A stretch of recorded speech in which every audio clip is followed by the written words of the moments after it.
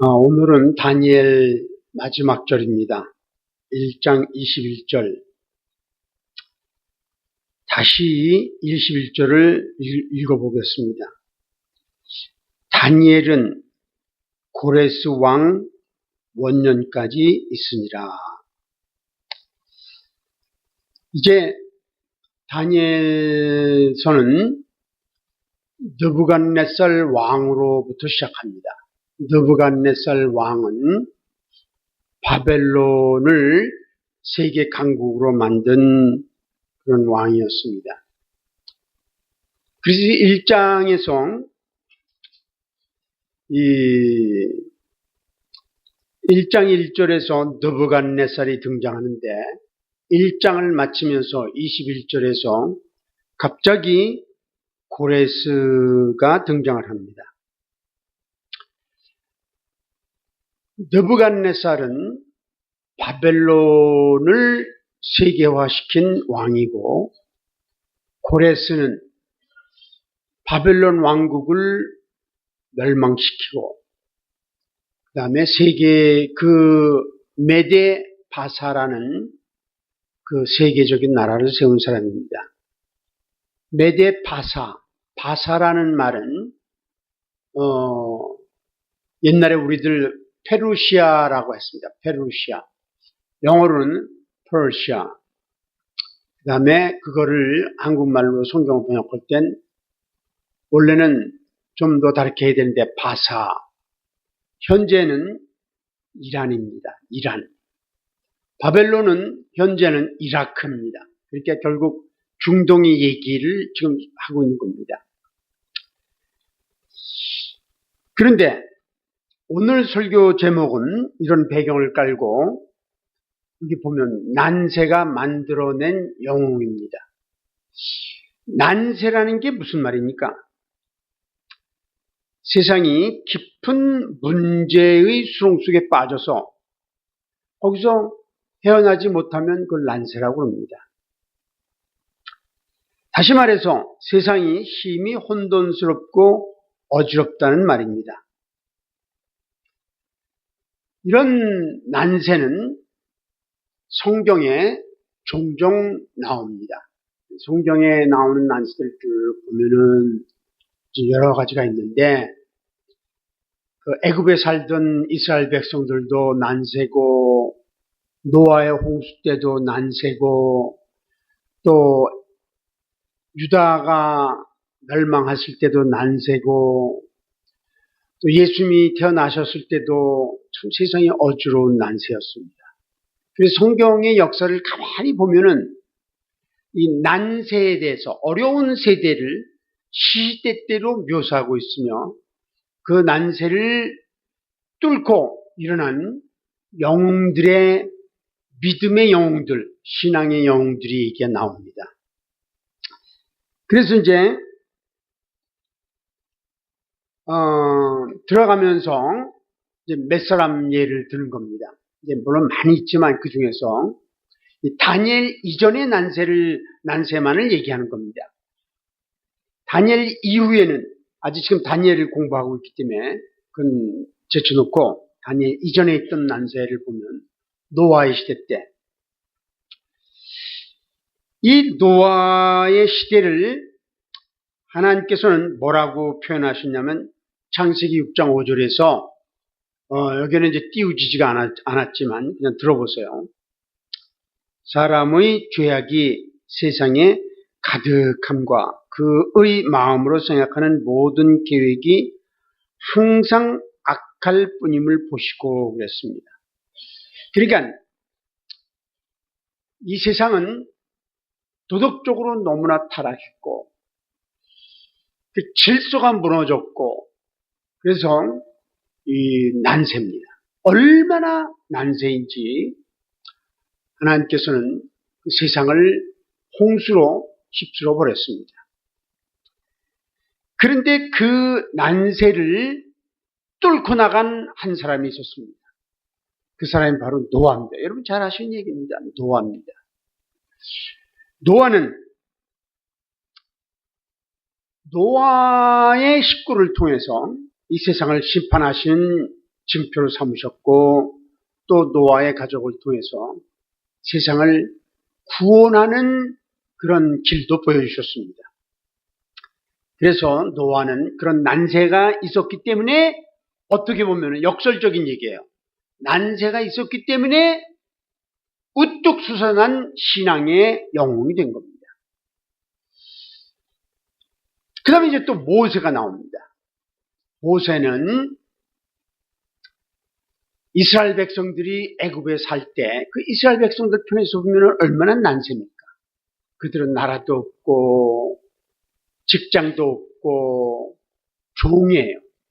맨날 들에 나가서 풀을 뜯어다가 그 흙하고 섞어갖고 벽돌을 만들어서 성을 쌓고 참 이스라엘 백성들 보기에는 난세입니다. 그런데 그 난세에 이 난세가 만들어낸 영웅입니다. 바로 모세가 나타났습니다. 그래서 물론 모세도 스스로 난세를 경험했지만 하나님의 때에 모세를 하나님 붙잡으셔가지고 이스라엘 백성들을 애굽에서 건져내셨을 뿐만 아니라 이스라엘이라는 나라를 세운 장본인이 되었습니다. 그래서 이 난세에는 그 난세 때문에 영웅이 나오는 겁니다. 우리나라 역사도 보면 난세 때문에 김구 같은 그런 스타가 나왔고 그렇잖아요. 난세가 아니었다면 김구라는 분이 뭐 때문에 스타가 됐고 유명해졌겠습니까? 또 우리나라 그 6.25 전쟁 때문에 메가더 같은 장군이 빛이 났고 그런데 이 다니엘이 처한 시대도 난세입니다. 그래서 다니엘 얘기를 이제 하는 겁니다. 지금까지 서론이고 다니엘이 처한 난세는 왜 여러 가지로 생각할 수 있지만 이렇게 세 가지로 얘기할 수 있습니다. 국가. 다니엘이 속해 있는 국가. 그 국가는 유다 나라입니다. 유다 나라는 그 앞에 나온 모세를 통해서 하나님께서 세운 나라입니다. 그 나라. 그런데 그 이후로 나라가 쓴 지 약 400년이 지났습니다. 400년이 지나갔고 이 다니엘 시대에 나라가 망했어요. 그 당시 나라가 망했다는 것은 모든 게 다 끝났다는 겁니다. 지금 현대는 좀 다릅니다. 예를 들면 그 월남이 멸망했을 때 월남 사람들이 다 죽었나요? 집들이 다 불탔나요? 그들이 다시 번성해서 지금 그 국가를 이루고 있잖아요. 그런데 그 당시에는 이 옛날 당시에는 국가가 망하면은 다 망하는 거예요. 집도 다 불타버리고 사람들은 종으로 다 잡혀가고 남은 사람들은 다 죽임을 당한 거예요. 그러니까 국가가 망했다는 건 가정도 망했다는 거고 개인도 망했다는 겁니다. 그 나라가 세워진 지 400년 만에 이 국가가 망했어요. 그러니까 그 자체가 난세예요. 그런데 거기에 다니엘의 가정을 한번 생각해봐요. 가정. 자기를 낳아주고 키워준 부모님. 그 사람들은 이 다니엘 가정은 귀족 가정이라고 그랬어요. 뭐냐면 느부갓네살이 이스라엘에서 용모가 아름답고 그리고 귀족인 사람들을 데려다가 키우라 그랬어요. 그 다니엘은 귀족 가문이에요. 이제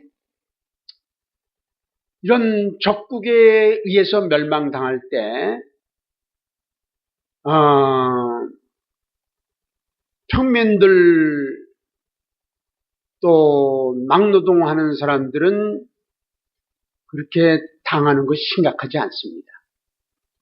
귀족 계급에 속하는 사람들은 적국에 의한 그런 멸망의 그 표적입니다. 예를 들면 캄보디아에서 폴포트가 사람들을 죽일 때 어떻게 했습니까? 안경 쓴 사람들은 전부 갖다 죽였어요. 왜냐면 안경 쓴 분들 많은데 여러분 캄보디아에서 안 사신 거 감사하게 생각해야 돼요. 안경 쓴 사람들은 지식인이단 말이야. 다 죽였어요. 그리고 손을 만져왔어. 손을 만져와갖고 손에 못이 안 뱉기고 말랑말랑한 사람들은 다 갖다 죽였어. 그래서 300만이 죽었어. 그런데 막 노동하는 사람은 손에 말이야 그냥 못도 생겼고 크고 굳었고 안경도 쓸 새가 어디 있어요. 그 가난한 나라에서 그런 사람도 살아났단 말이에요. 그러니까 이 다니엘의 가정은 그냥 표적에 지금 북한에서 이 남한을 적화 통일을 하려고 오랫동안 그리 꿈을 꿔왔는데 계획을 세워왔는데 적화 통일이 되면은 그 리스트가 있대요. 처형할 리스트 쭉 있는데 1번 누구게요? 두말할 것 없이 박근혜 대통령이죠. 2번 누구게요? 쭉 있는데 그 중에 목사들도 있다는 거예요. 목사들도 보면은 1번이 누구냐? 쭉 있는데 어떤 사람 말이냐면 제 이름도 거기 리스트에 들어가 있답니다. 그러니까 우리는 표적의 대상이에요. 그 다음에 사업하는 사람들, 여러분 돈 많은 사람들은 국물도 없어요. 그 다음에 장군들, 그 사람들 그냥 다 나가는 거야. 그런데 이 다니엘의 가족도 그런 가족이에요. 그러니까 그 부모는 잡아다가 어떻게 죽였는지 성경에 나오지 않고 있어요. 그러나 이 바벨론 사람들이 사람을 죽일 때 어떻게 죽였냐면 임신한 여인들 배를 갈라갖고 애를 뽑아다 나 죽이고 그 처참한 상황은 이루 말할 수 없어요. 막 그냥 산채로 눈을 뽑아서 죽이고 그 다음에 톱으로 그냥 사람을 그냥 쓸어서 죽이고 형편없어요. 그런데 다니엘의 부모가 어떻게 죽은지 모르지만 하여튼 다니엘은 그 두 눈으로 그 부모가 그렇게 죽는 걸 봤을 거야. 틀림없이 봤을 거야.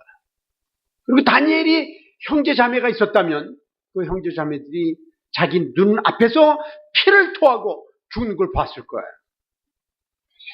얼마나 난세입니까? 개인적으로 또 얼마나 난세입니까? 개인적으로 그 살아남은 것 자체가 기적이에요. 그런데 그 당시 살아남은 거를 원망했을 거예요. 그렇죠? 생각해보세요. 나라도 망하고 부모도 형제자매도 친척도 집이고 뭐 다 불타고 말에 다 뺏기 그런 입장에서 살아남는 게 무슨 축복입니까? 그는 그 당시 나도 뭐 같이 못 죽은 거 원망했을 거예요. 죽음이라는 건 두려운 거예요. 그러나 그 죽음의 순간만 지나면 끝이에요. 그러나 고난이라는 것, 고통이라는 것 오래 가는 거야. 계속 가는 거야. 죽을 때까지 가는 거야. 이게 더 무서운지도 몰라. 더 무서운 형벌은 산채로 괴롭히는 게 더 무서운 형벌이에요. 다니엘은 그런 꼴이 되어버린 거예요. 그런데 다행히 이제 다니엘을 보면 이 다니엘서 1장 3절 4절 보면은 이스라엘 자손 중에서 왕족과 귀족 몇 사람 곧 흠이 없고 용모가 아름다우며 모든 지혜를 통찰하며 지식에 통달하며 학문에 익숙하여 왕국에 설 만한 소년을 데려오라 하라. 그리고 바벨론 왕이 특명을 내렸어요. 그러니까 다니엘은 이 말씀에 의하면 귀족이었고 용모도 빼어났고 학문적으로 뛰어난 소년이었어요. 그래서 살려줬는데 그는 삶은 뭐합니까?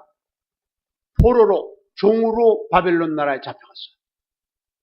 바벨론의 그 우상을 섬기는 나라의 전통과 습관을 자기 거로 만들지 않으면 안 됐어요.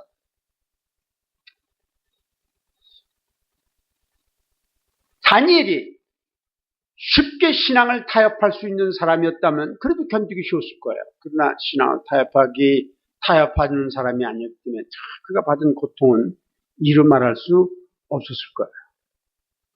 그가 한번 생각해 보세요.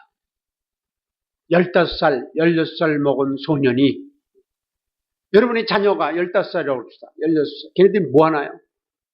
게임.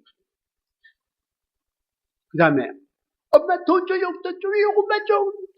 발부둥 치고 말이에요.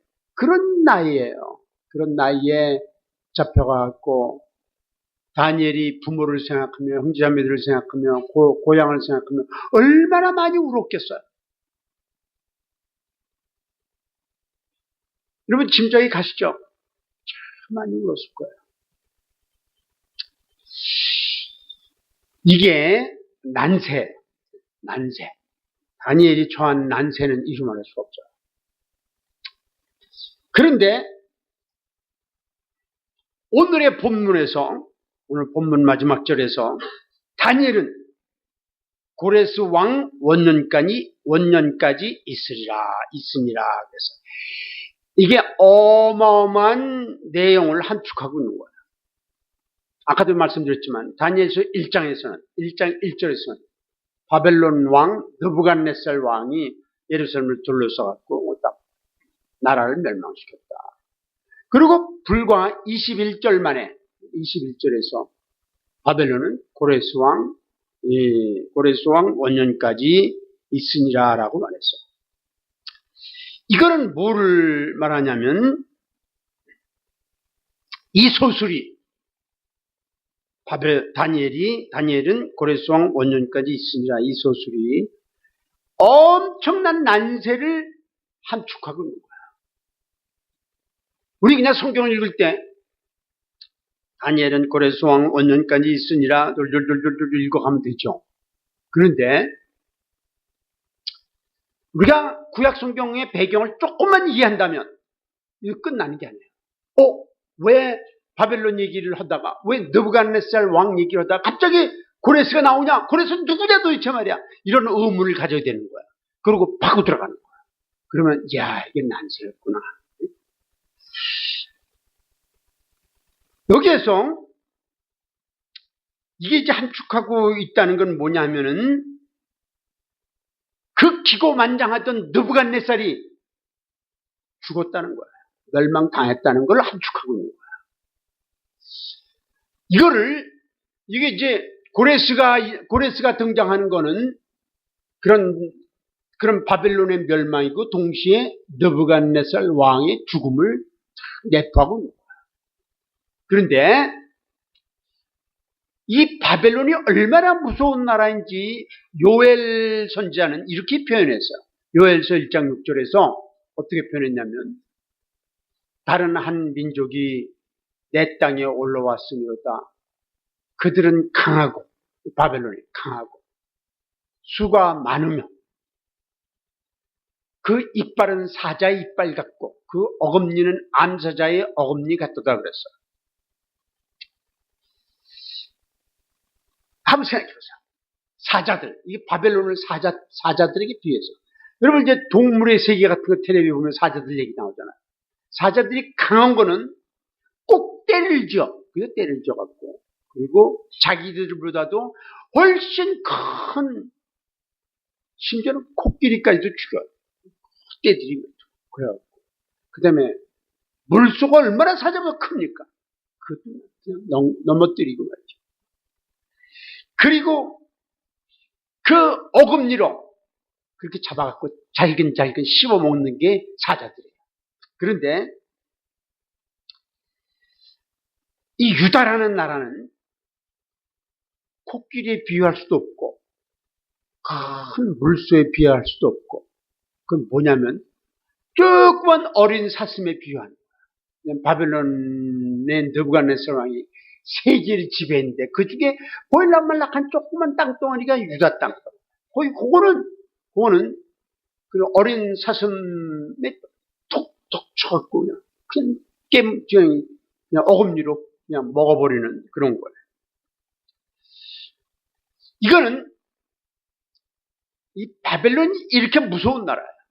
바벨론에 대해서 이 예레미야 선지자는 이렇게까지 얘기했어요.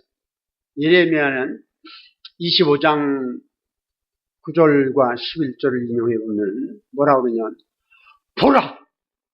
내가 북쪽 모든 종족과 내 종 바벨론의 왕 느부갓네살을 불러다가 이 땅과 그 주민과 사방 모든 나라를 쳐서 진멸하여 그들을 놀램과 비웃음거리가 되게 하며 땅으로 영원한 폐허가 되게 할 것이라. 여호와의 말씀입니다. 이 모든 땅이 폐허가 되어 놀랄 일이 될 것이며 이 민족들은 70년 동안 바벨론의 왕을 섬기리라. 여기에 하나님의 굉장한 비밀이 펼쳐지는 거야. 그건 뭐냐면 바벨론 왕 느부갓네살이 와서 전부 때려부신다. 그런데 그 유다 나라는, 그 백성은 그 바벨론을 몇 년 동안 섬기냐 그러면 70년 동안 섬긴다는 거야. 굉장한 예언이에요. 이 70년을 이해하지 못하면은 구약의 흐름을 이해하지 못할 정도로 70년이 중요한 거예요. 그건 무슨 말이냐면 느부갓네살이 왕국을 세운 다음에 70년 후에 나라가 멸망한다는 거예요. 바벨론 나라가 멸망할 때까지 유다와 그 다음에 다니엘은 그 바벨론을 섬길 수밖에 없다라는 게 하나님의 정하신 뜻이에요.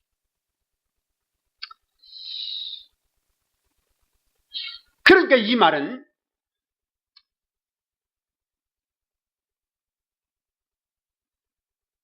유다와 다니엘은 그들이 하나님을 섬기는 백성인데 우상을 섬기는 나라 바벨론에 잡혀가서 우상을 섬기는 그런 사람들 속에서 70년 동안 살아야 된다는 얘기예요. 그런데 이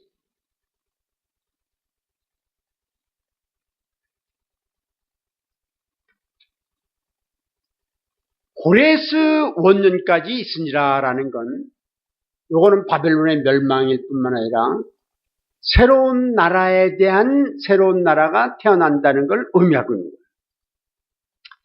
이 새로운 나라에 대해서 이런 예언이 또 있어요. 글쎄 이거는 나라가 멸망하기 170년 전에 있었던 예언이에요. 굉장히 성경 말씀이 170년 전에 나라가 멸망하기 170년 전에 하나님께서 이사야 선지자를 통해서 이런 예언을 하셨어요. 한번 생각해 보세요. 이게는 우리가 상상도 못하는 거예요. 고레스에 대하여는 이르기를 이스라엘 나라가 멸망하기 170년 전에 그 다음에 고레스가 나타나기 240년 전에 예언된 말씀이에요. 이게 성경 말씀이에요. 하나님 뭐라고 하셨냐면 고레스에 대하여는 이렇게 이름까지 박았어요. 고레스에 대하여는 이르기를 내 목자라. 하나님이 세우신 목자라는 말이에요. 그가 나의 모든 기쁨을 성취하리라 하며 예루살렘에 대하여는 이르기를 중건되리라 하며 성전에 대하여는 네 기초가 놓여지리라 하는 자니라. 여호와께서 그의 기름 부음을 받은 고레스에게 이같이 말씀하시되 내가 그의 오른손을 붙들고 그 앞에 열국을 항복하게 하며 내가 왕들의 허리를 풀어 그 앞에 문들을 열고 성문들이 닫지 못하게 하리라. 그래서 1절에 의하면 고레스가 바벨론 열국을 때려부시고 메데바사 왕국을 세웠어요. 세우자마자 어느 유대인이 이 240년 전에 기록된 성경 이사야를 가지고 가서 각하 왕패하여 내가 240년 전에 예언된 이 말씀을 하나 읽어드리고 싶습니다. 그러면서 이거를 읽어드렸다는 거예요. 고레스가 너무너무 놀래가지고 어떻게 내 이름이 말이야 240년 전에 예언이 되어 있냐 말이죠. 그래서 이 말씀에 의하면 예루살렘이 당신에 의해서 중건되고 그 다음에 성전이 다시 다시 세워준다고 그랬습니다. 그러니까 고레스가 와, 이런 하나님 굉장한 하나님이다. 그리고 이제 왕명을 내려가지고 누구든지 원하는 유다 백성들은 본국으로 돌아가서 예루살렘도 중건하고 그 다음에 성전도 다시 세워라라고 이 지금 얘기한 건 성경에 기록된 거예요. 아까 어떤 사람이 가서 읽어줬다는 건 그거는 전설이고 성경에는 그런 말이 없어요. 그러니까 고레스가 왕이 되자마자 뭐라고 선언을 했냐면은 유다 백성들이 원하는 사람은 전부 본국으로 가서 성전도 세우고 이건 있을 수 없는 거야. 이 이방이 우상을 섬기는 나라 왕이 하나님을 섬기는 나라에 성전을 세우라는 거 있을 수 없는 거예요. 이게 있을 수 없는 거야. 이건 마치 현재로 말한다면 사우디아라비아의 수도에다가 왕이 야 너희들 말이야 여기다 원하면 기독교 교회를 크게 하나 지어 이런 거 똑같은 거야. 이거 불가능한 거예요. 사우디아라비아에서 예배를 드리면 그냥 추방이든지 아니면 감옥에 들어가는 거야. 그런데 이런 일이 벌어졌어요. 그러니까 우리가 다니엘서 1장 21절 다니엘은 고레스 왕 원년까지 있으냐 이 말씀을 듣고 보고 충격을 받았죠. 충격. 야, 어떻게 이런 일이 있을 수 있냐. 이게 전부 하나님의 손아귀에서 이루어집니다.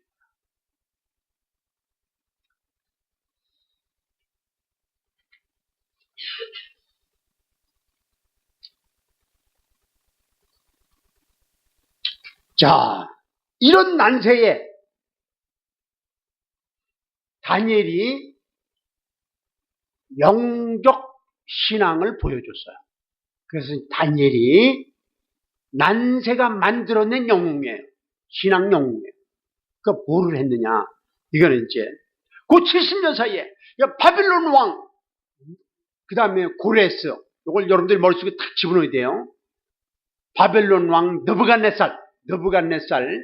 느부갓네살을 기억하지 못하면 다니엘을 공부하지 못한 거예요. 그러니까 여러분 어디 가서 우리 다니엘 공부했다. 그 왕이 뭔데? 그 뭐더라? 그러면 이제 지가 이제 설교를 잘 못한 거예요. 그럼 여러분 저를 욕먹이는 거예요. 느부갓네살 왕. 그 나라 바벨론 왕을 멸망시킨 양반이 고레스. 이 사이에 몇 년 있었냐? 70년이 지나갔다는 거야. 70년. 머릿속에 집어넣고. 그 70년 사이에 이 난세예요. 다니엘은 난세. 이 난세가 만들어낸 영웅이 된 거예요. 그 영웅이 어떻게 됐느냐? 첫째로 여기 이제 네 가지를 제가 제시했어요. 이거는 이제 다니엘에서 앞으로 나타날 거를 제가 이제 요약한 건데 왜 그러냐면 고레스가 등장했다는 건 다니엘이 끝났다는 얘기예요. 그래서 그 다니엘서에 나타난 다니엘이 이룬 영웅적인 신앙 행위를 네 가지로 요약을 했어. 첫째는 느부갓네살에게 살아계신 하나님을 증거했다는 거예요. 그거 있을 수 있어요? 이건 마치 뭐와 같으냐면 서재원 목사님이 비행기를 타고 사우디아라비아에 가서 왕한테 여기 살아계신 하나님 믿으시오 그렇지 않으면 회개하시오 그러는 거 똑같아. 그냥 죽는 거예요. 그날 죽는 거예요. 이게 불가능한 거예요. 그런데 느부갓네살에게 살아계신 하나님을 소개했고 느부갓네살이 어떻게 했어요? 처음에는 네 하나님이 진짜 하나님이다. 그러면 나중에는 여기 이제 다니엘서 2장 47절, 3장 28절, 4장 47절 이렇게 세 군데를 놨는데 이걸 왜 그러냐면 이게 점진적인 전도 방법이에요. 처음에는 1단계, 그 다음에는 2단계, 마지막에 3단계. 그래서 그 느부갓네살 왕이 그 하나님을 믿게 된 거예요. 한번 생각해보세요. 어떻게 이게 가능한가? 이게 인간적으로는 절대로 불가능한 거예요. 모세가 바로 왕에게 전도해서 바로 왕이 하나님을 믿었나요? 아닙니다. 노아가 세상을 통치하는 지배자에게 전도해서 그 사람들이 예수를 믿었나요? 아닙니다. 이게 다니엘이 한 일이에요. 이 난세라는 건 영웅을 만들어내는 거예요. 세계 2차 대전이 일어났을 때 아이젠하워라는 영웅이 나왔고, 아이젠하워가 나중에 미국의 대통령이 돼서 8년을 지배했어요. 난세는 언제나 영웅을 배출하는 거야, 영웅. 그런데 여기서는 신앙의 영웅이에요. 믿음의 영웅. 느부갓네살에게 증언했다는 거예요. 그래서 느부갓네살이 마침내 이 하나님을, 살아계신 하나님을, 자기의 하나님을 받아들였다는 것은 세계가 뒤집어질 만한 일이에요. 두 번째, 다니엘이 느부갓네살 왕의 꿈을 묘사했어요. 여러분 이제 앞으로 다 나올 얘기고 여러분 이미 아시는 얘기지만 느부갓네살 왕이 꿈을 꿨어요. 그리고 박수와 술사들 불러갖고 수백 명 불러갖고 야, 내 꿈을 얘기하라. 그랬더니 아유 왕이여 말도 안 되는 소리 하지 마십시오. 그 꿈을 얘기해 주면 우리가 해석해 드리겠습니다. 그랬더니 너희들 말이야 내 꿈을 얘기하고 해석을 안 하면 전부 죽일 거야. 그래서 이게 진짜 난세 중에 난세. 그때 다니엘이 왜 급하십니까? 조금만 기다리십시오. 기도하고 그 세 친구와 함께 그냥 기도했을 때 하나님께서 꿈을 탁 보여주셨어요. 그 꿈을 얘기하고 그리고 꿈에 대한 해석을 얘기하는 거예요. 이야, 이거는 다니엘이 만일에 느부갓네살이 지배하는 우상의 나라 바벨론의 포로로 잡혀가지 않았다면 일어나지 않을 일이에요. 그리고 난세가 만들어낸 영웅이에요. 이게 굉장한 겁니다. 세 번째로 여러분 잘 아신 대로 그가 이제 하루에 3번씩 기도했단 말이에요. 창문을 열고 예루살렘을 향해서 3번씩 기도하니까 그것 때문에 잡혀갔어요. 사자굴에 던져줬어요. 우리가 유치원서부터 주일학교서부터 다니엘이 사자굴에 가던 얘기를 안 들은 사람이 있나요? 아니 그건 주일학교 안 다녔던 사람은 안 들었지만 그냥 어디서부터 다 들은 얘기예요.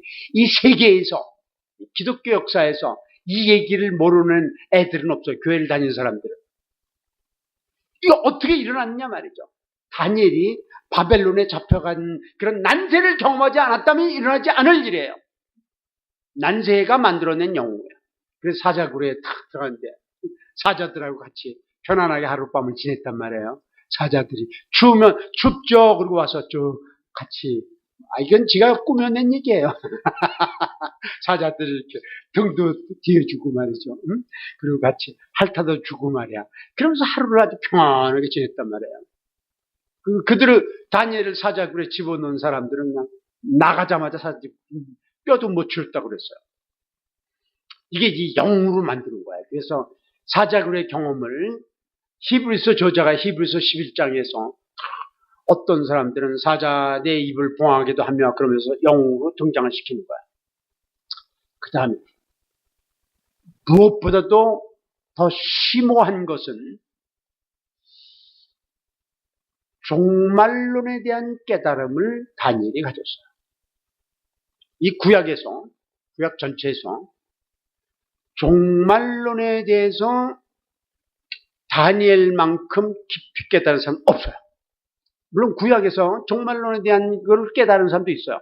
스가랴 선지자라든지 에스겔 선지자라든지 이런 사람들. 그래서 이제 구약의 종말론을 얘기할 때 스가랴, 에스겔, 다니엘 세 사람을 얘기하는데, 그런데 스가랴는 어떤 그런 이미지의 형태로, 어떤 모습의 형태로 간접적으로 풀었고, 그 다음에 에스겔은 마지막 때 그 전쟁과 성전으로 풀었고, 다니엘은 그거를 종말에 대한 시간으로 풀었어요. 시간과 마지막 때 일어날 그런 적그리스도에 대해서 묘사하면서 푼 사람. 다니엘만큼 종말론을 깊이 깨닫고 이것을 가르친 사람은 구약에서 없어요. 그리고 이 다니엘서의 깨달음을 토대로 만들어진 계시가 있는데 그게 바로 신약성경의 요한계시록이에요. 이게 다니엘은 굉장한 인물이에요. 난세가 만들어낸 영웅이에요.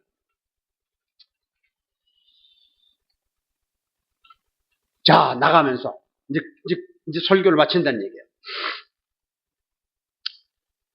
현재 우리가 처해 있는, 여러분과 내가 처해 있는 한국은 난세입니다. 정치적으로 개판입니다. 내가 이런 말 써도 괜찮죠? 개판이에요. 또 경제적으로 휘청거립니다. 얼마 전만 해도 두산이면 우리나라에 몇 대 가는 그런 굴지의 그런 종합회사입니다. 그래서 그 20대도 잘라라 말이야. 이렇게까지 된 거예요. 20대. 대학원을 졸업하고 공부를 해갖고 그 입사를 했는데 잘라라 말이야. 이 말이 돼요? 인생을 깨뜨리는 거예요. 그냥 여론이 하도 덜덜거리니까 그래 20대는 놔둬라 말이야. 30대 잘리고 40대 잘리고 50대. 우리 그 동구소가 있는데 이제 구족 때 만났어요. 자기 두산에 있는데 자기가 뭐 한국 나이로 56세래요. 그래서 내가 당신 말이야 직책이 뭔데 이렇게 오래 있어? 그랬더니 자기가 56세인데 상무래요. 그래서 자기 친구들은 다 잘렸다. 자기는 지금 잘려도 조금 더 원망이 없고 감사하는 마음으로 나갈 거래. 자기처럼 오래 있은 사람이 거의 없기 때문에. 지금 한국이 이래요. 그 사람 나오면 뭐 한 줄 아세요? 55세, 그 오래 간 사람이야, 이거? 55세, 56세, 오래 가고 잘렸단 말이야. 그럼 뭐 하냐 말이야. 먹고 살아야잖아요. 그래, 이제 뭐 하냐면, 그 음식점을 낸다든지, 무슨 사업을 한단 말이야. 그러면 그 10개 하면은 7개가 망합니다. 그러면 그 사람들이 중산층에서 그 다음에 빈곤층으로 전락하는 거야. 한국의 경제적으로 얼마나 위기인지 몰라요. 그 다음에 북한에서는 핵을 쏘았고 미사일을 쏘았고 그냥 늘 까불면 서울에 불바다 맞는단 말이야. 이 지구상에서 이렇게 공갈 협박을 늘 당하면서 사는 나라가 어디에 있나요? 한국 외에는 없어요. 이런 나라가 어디 있어요? 그 사람들이 별난 공갈 다쳐도 우리 대양 제대로 한번 못하고 말이야. 그냥 미사일 쏘면 거기에 걸맞는 대항을 할 줄 알라 말이야. 그래 말이지 뭘 하나 어떻게 하나요? 지금 난세. 교계는 어떻습니까? 교계. 반복적으로 얘기하지만 교계는 특별히 기독교는 올바른 지도자가 없어요. 올바른 지도자가 없었고 이 천주교는 김수환, 추기경이라고 다 뭐 자주우지하고 불교는 말이야 어떤 스님 책을 썼는데 뭐 100만 부가 팔렸단 말이야. 이런 얘기 나오고 말이야. 그런데 기독교의 그런 거물급 지도자가 없어. 또 많은 영적 지도자들이 얼마나 타락했는지 몰라. 교인들은 무관심해. 그러거나 말거나. 많은 교인들이 신앙이 너무 얄팍해. 그들이 성경을 매일 읽기나 하나 말이야. 기도를 매일 하기나 하나 말이야. 전도를 하기나 하나. 아주 그냥 얄팍해. 이런 것들은 뭐를 말하고 있냐 말이죠. 개혁의 여지가 없다라는 거예요. 그래서 난세. 이럴 때, 이렇게 난세 때 다니엘처럼 생명을 걸고 하나님을 의지하면서 하나님의 손길을 느끼면서 이 난세가 만들어낼 그런 영웅인 우리는 필요한 거예요. 한국은 그런 신앙적인 영웅을 필요로 한데. 제가 이제 아는 목사님이 있는데 그분은 아주 굉장히 좋은 영향을 미친 목사님이에요. 그분은 이제 경상도 참 안동 어디 그 산속에 시골에 살았는데 거기 대대로 뭐 유교가 좀 굉장한 나라인데 그 지역에 교회가 들어왔어요. 교회가 뭐 부흥되지 않아요. 근데 제 친구 그 목사가 8살 때 그 교회를 갔어요. 가갖고 예수를 영접했어. 집안이 발칵 뒤집혔어. 그러면 아버지가 말이야, 걔를 막 때리고 말이야, 제살 지내라 말이야, 안 지나고 그랬어. 그러니까 아버지가 이 집안의 수치단 말이야. 걔를 겨울에 산꼭대기를 끌고 올라가서 그 목사님 저한테 직접 하신 얘기예요. 산꼭대기 올라가서 옷을 다 벗기고 나무에다가 묶어놓고 내려와서 그리고 아버지가 그 다음날 삽을 가지고 올라갔어요. 왜냐하면 아들을 묻으려고. 아들은 겨울이기 때문에 좀 얼어 죽었을 거예요. 아니면 동물에 물려 죽었거나 맥혀 죽었거나. 그런데 그 아들, 그 목사가 저한테 하는 얘기예요. 묶여갖고 막 얼마나 추워요, 겨울인데. 크게 그냥 소리를 지를 때요. 다니엘이 하나님 어디 있어요? 사자의 입을 봉하신 다니엘 하나님, 나에게도 한 번 임하여 주시옵소서. 울면서 기도했는데 그날까지 눈이 그렇게 많이 왔대요. 눈이. 그런데 자기 주변에는 눈이 한 방울도 안 떨어졌다. 그리고 갑자기 어느 순간부터 몸이 따뜻해지더래요. 추위를 전혀 못 느끼고 그리고 찬양을 부르고 있었어요. 너무 따뜻해서. 아버님이 말이죠. 삽을 가지고 왔는데 어디서 무슨 이상한 소리가 나요. 찬양을 부르고 자기 아들이. 그래서 풀러갖고 정말 하나님 계시다. 그러고 나와서 그 집안이 전부 회심하고 그리고 그분이 목사가 돼갖고 그렇게 역사를 많이 일으켰어요. 군목을 하셨는데 그분이 전도해갖고 수천 명씩 세례를 받고 그랬어요. 그렇습니다. 다니엘의 하나님은 지금도 그런 사람을 찾으면 그가 8살이든 10살이든 15살이든 20살이든 30살이든 40살이든 이 전혀 상관이 없어요. 그리고 하나님이 다니엘은 평신도였어요. 그는 신학을 한 적이 없어요. 목사도 아니에요. 장로도 못 됐어요. 안주집사도 못 되고 평신도예요. 그런데 하나님은 그런 걸 가리지 않고 잡으셔서 하나님을 의지하는 사람을 잡으셔서 사용하시기를 원하시는 하나님이에요. 그런 하나님의 창조에 사로잡히신 여러분들 되시길 바랍니다. 기도하시겠습니다.